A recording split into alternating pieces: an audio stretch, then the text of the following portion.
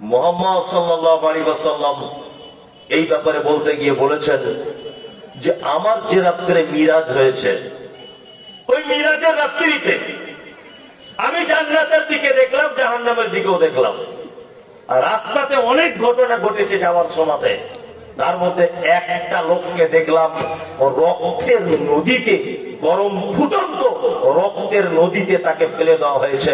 লোকটা টকবক টকবক করে রক্তের পানিতে ফুটছে, আর ওই পানিতে যেন লোকটা ছটফট ছটফট করছে। লোকটা বারবার নদীর পাড়ে আসার চেষ্টা করছে।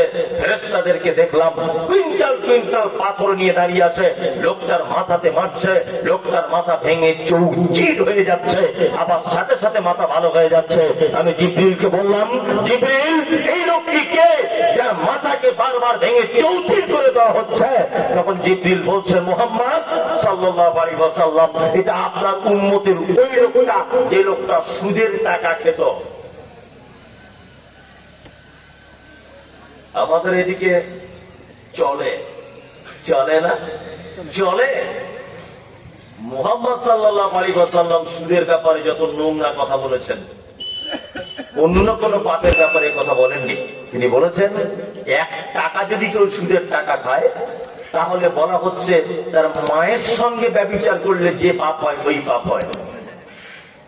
যদি বলেন, মৌলভী সাহেব আমরা তো ডাইরেক্ট সুদ খাই না, আলহামদুলিল্লাহ। আপনি খান না, আলহামদুলিল্লাহ। তবে আমরা কিন্তু ভিতর দিয়ে সুদের সঙ্গে জড়িয়ে যাচ্ছি। ব্যাংকের যে বইগুলো করা আছে, বইগুলো গিয়ে একবার মেশিনে ঢুকিয়ে ভালো করে দেখবেন, ব্যাংক ওখানে কয়েকটা ঘর করে দিয়েছে।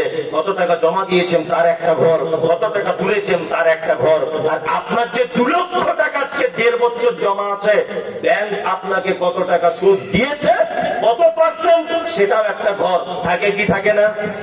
একটা লোক বলুন তো যে প্রত্যেক বছরে সুদের টাকাটা বার করে ফেলে দিই। একটা লোক বলুন, কে আছে এখানে? কেউ আছে? মাসালে একজন হাত তুলেছে, তবুও ভালো করে তুলছে না, জানি না ও কি করে। ভালো করে তুলে দিয়েছে, আলহামদুলিল্লাহ। তাহলে একটা লোককে পাওয়া গেল, একটা লোককে কি পাওয়া গেল যে ব্যাংকের সুদ আলাদা করে দেয়। হাজী সাহেব হজ করতে যাবে বলে জমি বিক্রি করে 3 বছর 5 লাখ টাকা ব্যাংকে রেখে দিয়েছে। হাজী সাহেবের হুঁশই নেই যে 5 লাখ টাকা 3 বছরে 5.5 লাখ টাকা হয়ে গেছে। হাজী সাহেব ভেবেছে মনে হয় টাকার বাচ্চা হয়েছে।